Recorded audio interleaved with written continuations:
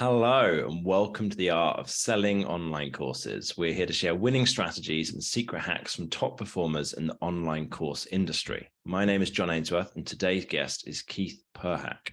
He's a marketer, developer, and founder of Segmentation. After running a successful marketing agency, he became frustrated with the time sink and limitations of existing reporting tools. So he launched Segmentation in 2015 to bring accurate attribution metrics to all marketers. So today we're going to talk about why you should care about segmentation and attribution, how to use it to understand your customers so you can sell better and make the people who do convert stay on longer. Keith, welcome to the show. John, thanks for having me on. I'm excited. It sounds so much more impressive when you say my bio than when I say it. I'm always listening to when people introduce me, I'm like, oh yeah, I did stuff, didn't I? You don't include in the bio anything that you screwed up along the way. It's just like, right, exactly, all of my mistakes, we'll ignore those. All of the mistakes, all my things that I'm constantly worried about, those don't go in the bio. So I feel much better about myself. So talk us through, why should people care? Why should people care about segmentation and attribution? It's a good question. And I think that the problem is most people don't care. They don't care until they have to. And that's really the problem that we see, which is that, when everything's going well and everything's going rosy, no one's caring about segmentation or like what's going on under the scenes or any of this stuff. They're really just looking at all the money coming in, right? And at the point where the money stops coming in and it stops being easy and you're over that honeymoon period, that's when people start saying, well, why am I not growing? And at that point, it's kind of too late, right? You should have been getting all this data all along so that you can understand the trends and what's going on. Otherwise, you're just starting from scratch as soon as things go bad. So that's why you should care about it, or one of the reasons you should care about it. And the other reason is that, I talk about that all customers are not created equal. All leads are not created equal. All people on your list are not created equal. You have people on your list who are really resonating with your message and who are going to pay you a lot of money. You have people who don't give a flying flip about it and they're never going to convert. And do you know what separates those people one from the other? And that's what segmentation really is about. It's about uncovering this hidden revenue, these hidden profits, the people in your list that are valuable compared to those that aren't. Have you ever seen the 80-20 curve tool from Perry Marshall? Yes. Was that Perry Marshall originally who did 80-20? Well, I mean, Richard Koch wrote a book. That's right. Yes. Yeah. But then Perry Marshall put together this tool at 8020curve.com, which is genius, which basically you put in this many people have made me this much money. I'm thinking of making an offer that I'll sell for this much. How many people do you reckon will buy it? And it shows you using the 80-20 curve. And it does it in a very, very geeky engineering style way because it's Perry Marshall and that's his style, right? Because he's an engineer. But you can put in, then you can actually see, like most course creators that we work with are selling lower ticket items. So they might be selling something for like $99, $200, $500, something in that kind of range, right? And let's say you've sold 4,000 of the $99 offers. How many you can put in there and see how many of those people would actually spend $5,000 with you, which most people don't even realize that that's the thing. But when you're talking about the segmentation and breaking it down like that, some of your customers are worth 100 times more than other customers. And some of your prospects will never spend anything with you. And some will spend, will become this massive, like for us, our biggest clients, our average customer lifetime value with our biggest clients is about $350,000. And then the smallest ones we've got is like 1,000. It's like, okay, if you just sold the same one thing to everybody, you're missing out on a lot of money, Right. Well, they talk about that with price tiering, right? You should always have 3 tiers of your pricing, one to get the lower end, one to get the middle end, and then one to set that price anchor that's 10x the price of your lowest one. And that does 2 things. One, it price anchors so that the cheaper one doesn't seem, even though it's expensive, doesn't seem that expensive, right? If you have a $100 product versus a $10,000 product, doesn't feel as expensive anymore, right? And the other one is some percentage, usually about 1 or 2%, are going to buy that really expensive version, right? And then you just upsold all that revenue right there. What's wrong with, let's say people have currently got Google Analytics installed. They're probably not using it. They probably don't know what to do with it. But what's like, maybe some of those are the big problems. Those are the 2 big ones. not using it, not understanding it. And that's not really a dig on anyone because I don't use it as much as I should because it's a really hard program to use. It's very complicated. It's very data centric. And for course marketers, it's not what we need. And what I mean by that is if you're building an online course, if you're selling anything with a nurture sequence, most of your marketing and most of your engagement with your list up to that sale is not happening on the web, right? It's happening on computer, it's happening in email, it's happening in webinars, it's happening in downloading PDFs, all of these things that are very user-centric. Mm-hmm. And Google Analytics is bad at two things. One, they are bad at seeing things that are not done by a browser, right? So they're very good at seeing how many people landed on a web page. They're very bad at seeing how many people looked at an email or attended a webinar. The second thing they're really bad at, and on purpose, is they don't identify users. If we're looking at marketing a nurture sequence, that's literally what we want to do. We want to make sure that when Sarah comes into our funnel, that we watch Sarah through that entire funnel and we see everything that Sarah does during that funnel. And because Google Analytics is tracking a web browser, it means that when Sarah switches devices, or Sarah comes back the next day, or Sarah does something else on maybe a school computer or something like that, they don't know who that is. There's no way to track that. And they actually prevent you from sending in information like an email address that would identify that person.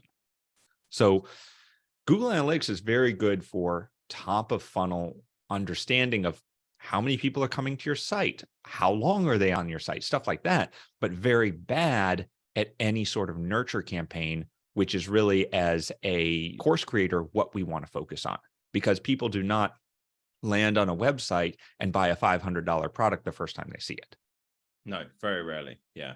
And this is that's one of the things that we spend lots of our time working with people on is, okay, you need to get these guys onto your email list, and then you need to send them useful content over a long period of time. And then you are pointing them through to a sales page, and then they might go, but you might send them a webinar as well, and all these kind of things. But yeah, like you say, Google Analytics can't track that whole process of, okay, they signed up for the lead magnet and 6 months later they bought. Right. What exactly. happened, you know? And some of the more important things that you look at, and one of the things that I love talking about is segmentation. And we kind of talked about that at the beginning, which is understanding which of your customers and what are the unique things about your customers that make them convert. And that's something, again, does not happen on the web. It's something like when they opt in for your initial lead magnet, what are they opting in for? Did they answer a survey? Did they click a link that says, yes, I'm in this segment or that segment? Let me kind of get specific because I think it helps clarify. We were working with a client who dealt with freelancers. They were talking about how freelancers can increase their rate, how they can become more effective freelancers, how they build a freelancing business, et cetera. And within freelancers, you have a number of different segments, right? You have a number of different types of freelancers. You have copywriters, you have designers, you have developers. And all of these different pillars, all of these different segments convert differently based on the messaging. Your messaging for a designer is not going to convert the same as messaging for a copywriter, is not going to convert the same as for a developer.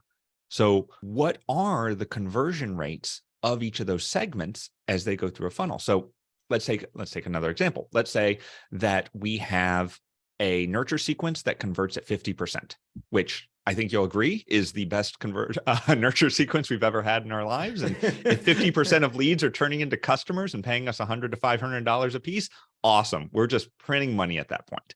Mm-hmm. But we're looking at a top level number of 50%. So let's break that down by copywriters and designers. So we look at our conversion rate for copywriters. It's 100%. Okay, so our designer conversion rate is 0%, which means that even though we have this great conversion rate on the funnel, we're actually wasting half of our audience because none of them are converting. And if we look at that top level number, we don't see that. But if we look at who is coming through our funnel, and that may be copywriters versus designers, it may be men versus women, it may be age, it may be geographical location. There's all these different things based on your business that can affect that conversion rate. And it's really understanding what are the biggest blockers or the biggest signals to conversion that we can find within our audience. I suspect that quite a few of the people listening, everybody will understand, I'm sure, the concept here. But how do you actually put that into practice? Like, how does that work? Because I can see that seeming very overwhelming.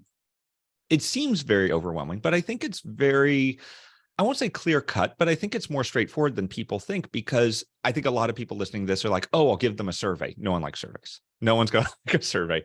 But you can always hide a survey with a carrot, right? You can hide a survey with an action. And they say actions speak louder than words.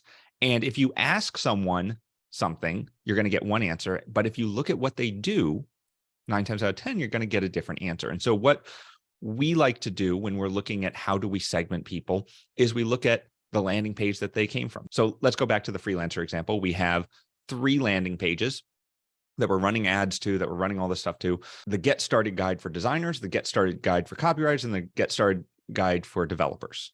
So which one did they opt in for? Well, now we know which funnel they're going in. We know which segment, and we know which funnel we should put them in, and we can track them now through the entire funnel. We put a tag on them, we're good to go.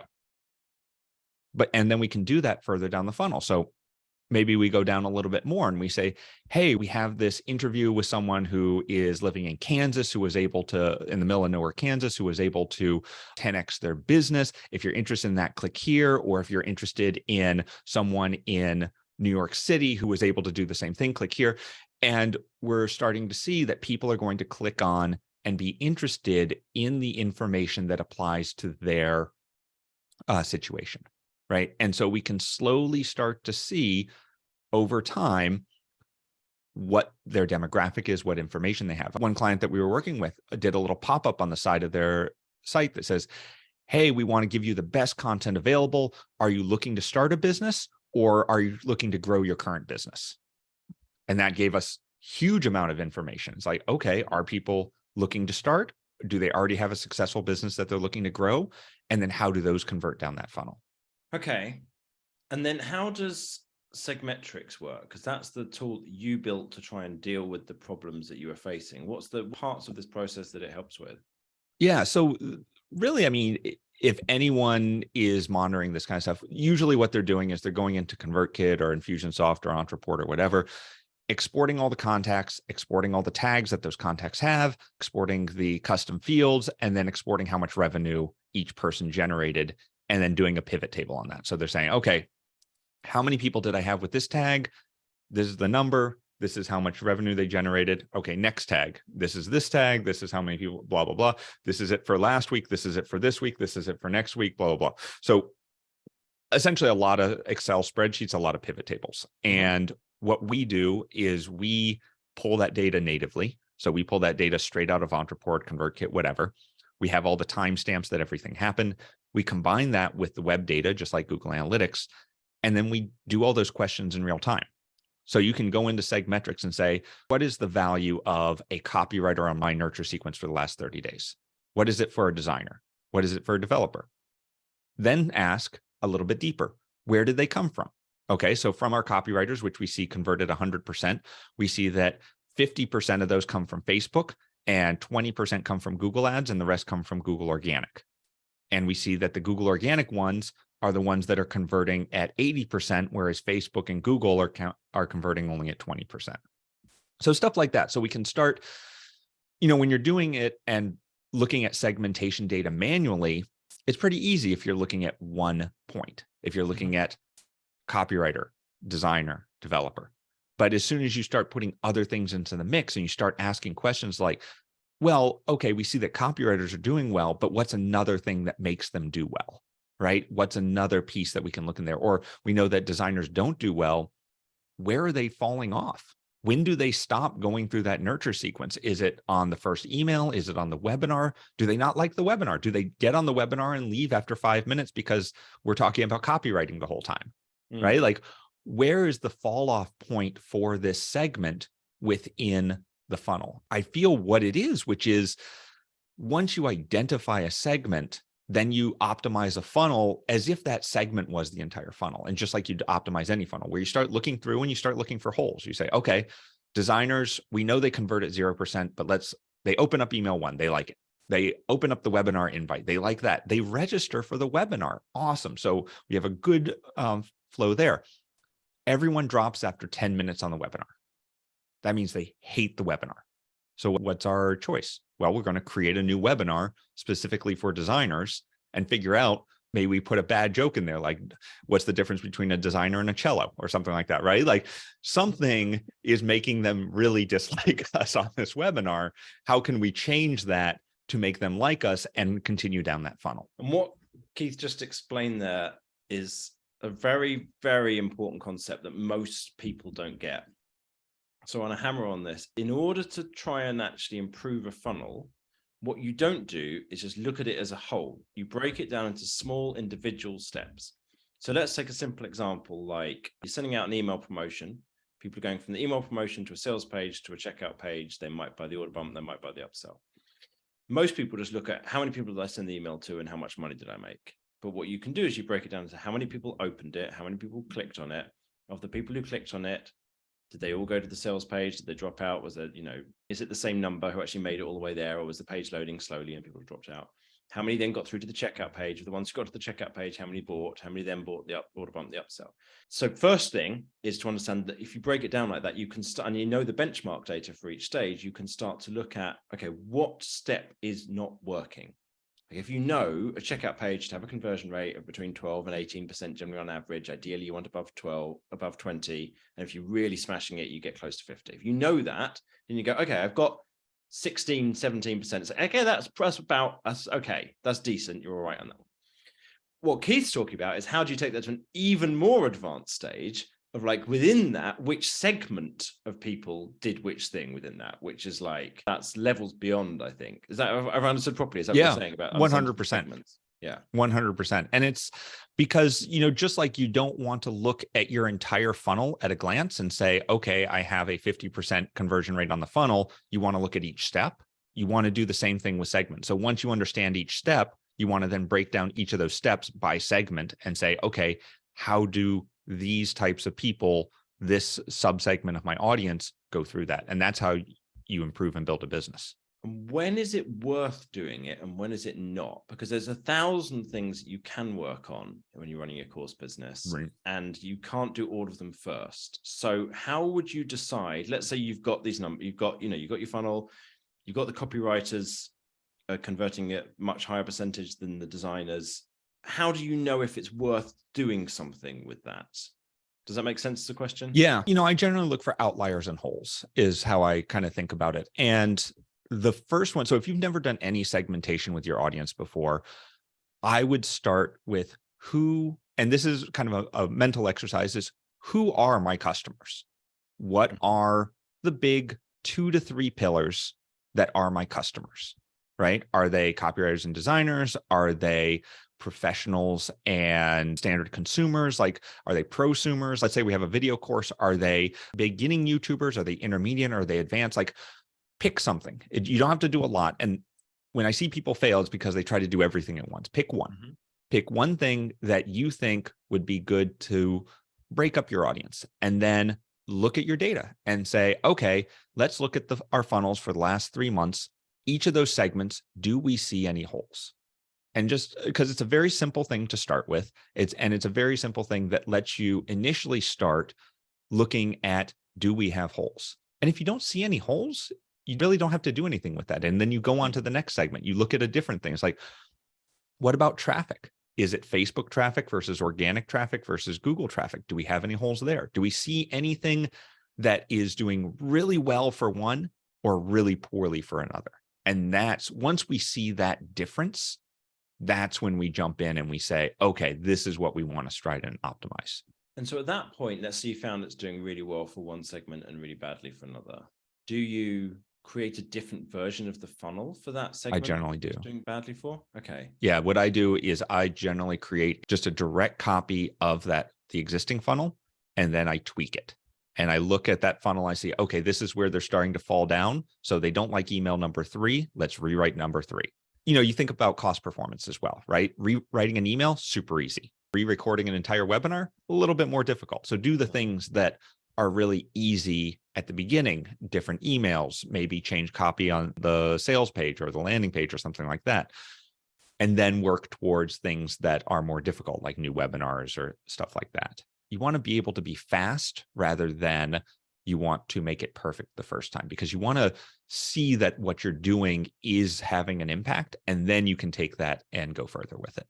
The way we break this down for people, I'm trying to think about how this all kind of connects together. The way we break it down is we start with what's the step that is furthest from the benchmark. So a step that is on the critical path. So let's say someone got to go from getting the email to opening it and then clicking it and then getting to the sales page and clicking through to the checkout page and then buying. So if they could drop out any one of those stages and you lose the sale. So if you know that, okay, a good open rate is, let's say, if you're at 20, 25%, that's fine. 30% is really good for your open rate. Okay, if you've got something in that ballpark, fine. If you know the click-through rate from the sales page, the checkout page, though, is at 7%, and it should be at like 25%, it's like, okay, that's where we can see that we've got that's your first hole here. Yep. Okay. Would you then combine that with, let's say you've identified that step in the funnel as the issue. Would it generally make sense to then combine that with segmentation at that stage? I'm wondering. 100%. You think so? Okay. Yeah. And especially, I hate always focusing on sales pages first because that's where a lot of people go to. But just like you said, you want to go actually further up the funnel. Where's the first hole? Because if you're only getting 5 people on the sales page, it doesn't matter how much you optimize it, right? But let's use the sales page because it is a good example. If I was to take that and segment it, and let's go back to designers and copywriters, I would change out the testimonials on that sales page. I would change out anything that is generic of your freelancing business. I would change it to be your copywriting or your designing business, and just go full hog into just putting those keywords into the sales page and making sure the testimonials match and everything is very branded around that pillar. There was a great example a number of years ago about a lawyer who had put together a pack of how to start all the legal documents you need to start a business, right? Really crappy sales. And so what he did was he created a landing page for each vertical. He said, all of the documents you need to start your dental practice, your copywriting practice, your freelancing practice, your blah, blah, blah practice, right? A skateboarding shop, whatever. And conversions went through the roof because when you land on that page, you see all the documents you need to start your dental practice. And you compare that against all the documents you need to start your business. Well, which one are you going to choose if you're a dentist? You're going to choose the dental one because even though the end product is the same, you don't know that, right? You're seeing a web page that's talking specifically to your pain points. And so that's what I would do with the segmentation and that's what segmentation really gets you, is the ability to talk to your audience in the words that they understand, because you're able to funnel them to those correct pages. It's not just about knowing that designers don't convert as well as copywriters. It's about taking that knowledge and then crafting an experience and an engagement to that audience that speaks directly to them. So to play devil's advocate here, what about the downsides to doing this, such as, let's say it's a sales page, right? You've got a sales page that's not converting great, and you know that one segment is converting worse than another. Now, you could write a new version of the current sales page that changes testimonials, what have you. But it might be that your sales page overall sucks, and you'd be better off spending time going and working with a copywriter to just overall write a better sales page. Maybe your headline overall, whether it speaks to either segment, just doesn't speak to anybody because it's bland and it just tells you the name of the course instead of any kind of benefit. How would you go about figuring out which one to do in that situation?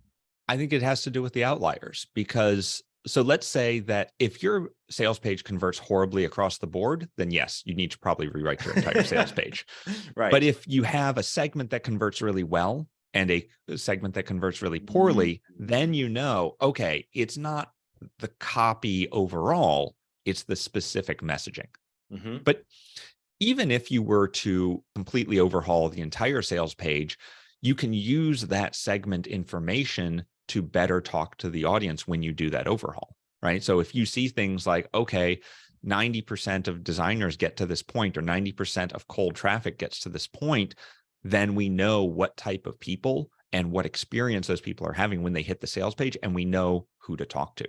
We actually do this at Segmetrics a lot because we have 3 or 4 main pillars. We work with SaaS companies, e-com, info products / coaches, and agencies.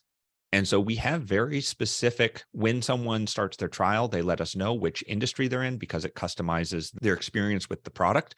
And we track how different people use the software and the services we provide. And what we find out is that people in agencies, info products, and SaaS really like getting on our Kickstart calls. They like the VIP hand-holding. E-com people hate it. They will not get on a call. Some of them do, the larger brands and whatnot, but most e-com, because a lot of them are drop shippers, do not want to get on a call. They want to figure it out themselves. They're used to just jumping in, doing some stuff, and then getting out. And they don't have a good experience because we did not have good do-it-yourself stuff set up for them. So we identified this hole of, okay, our e-com, we have tons of e-com coming in. Their conversion to paid is horrible. And why was that? Well, we broke down that funnel and we said, oh, wait a minute. No one's getting on these calls. If someone gets on a call, they have a 98% conversion rate to customer. But the e-com people, no one's getting on the calls. So of course they're not converting to customer. So what can we then provide them in a do-it-yourself way in order to get them the same information without having them to get on a call, which they obviously hate? Yeah. Okay. That makes sense. So if somebody's interested in this and they're like, well, this sounds amazing, I want to actually be able to go through all of this. Can you talk us through how Segmetrics works in terms of how does it pull that data in? Does ActiveCampaign or ConvertKit get the data and then you collect it from them, or are you collecting data at the same time as they are? How does that work?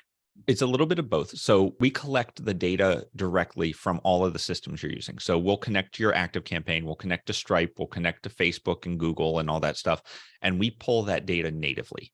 And that means that if you tag someone in ActiveCampaign, we'll have all those tags in Segmetrics. And that's important because it is a direct native connection. There's never going to be a browser that didn't fire a pixel, right? There's never going to be an ad blocker that stopped you from seeing that someone got tagged or attended a webinar. Everything in your marketing systems are in Segmetrics. And then we combine that with our own pixel tracking, which would be the same thing as like a Google Analytics pixel.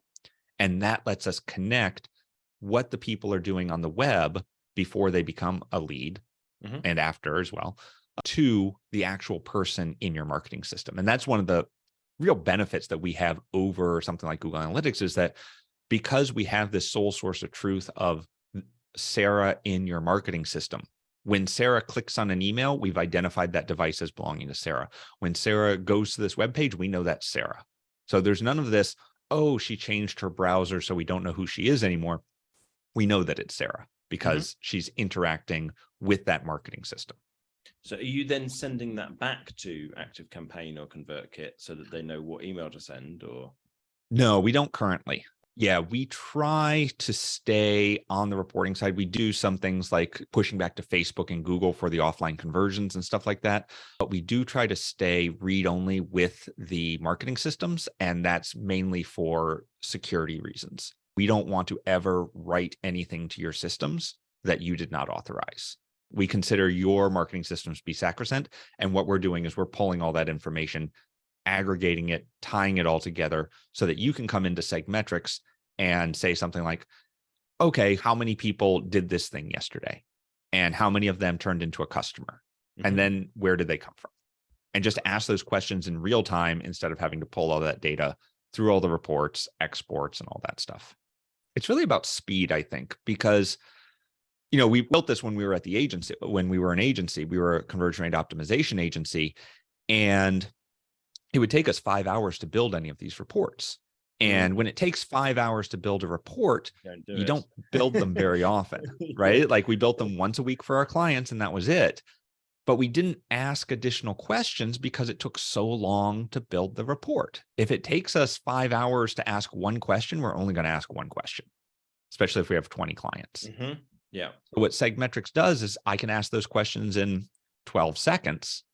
And I can then say, well, what about this part? And I can ask another question based on that data, based on what we just saw. And it makes the information we have exploratory. We're not asking a question, getting an answer, and being done. We're asking a question and then playing off of that and starting to see, okay, we have a 50% conversion on this funnel. Who's converting, who's not? Break it down by industry. Oh, weird. Designers aren't converting. Click on them.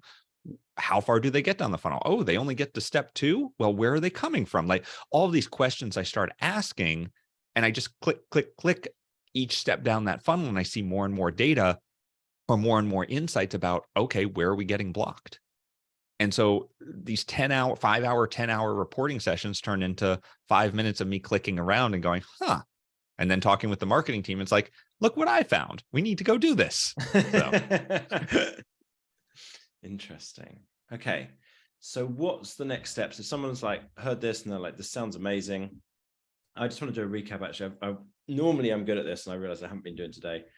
So overall, what we're saying is it's super important to understand your audience as smaller segments. Like ideally what you do is understand people individually, but then within that, you're going to group them together into segments. So let's say designers, developers, copywriters, and then you look at where are the outliers. So if there's a drop off at a specific point, whether it's in your email click through or it's on the sales page or the checkout page or wherever it is you find it, then you can go look for where are the outliers, if it's converting really well for 2 segments and really badly for 1, why is that? What do we need to do? Once you've got that information, you could then look at it and you might decide, well, in that case, we're going to duplicate this step, but only for that segment.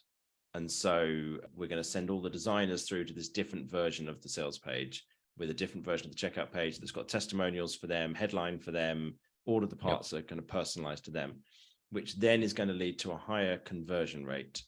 And part of the trick with this is being able to ask the questions quickly in order to be able to dig into it, or not ask the questions quickly, get the answers quickly so that you can dig into it.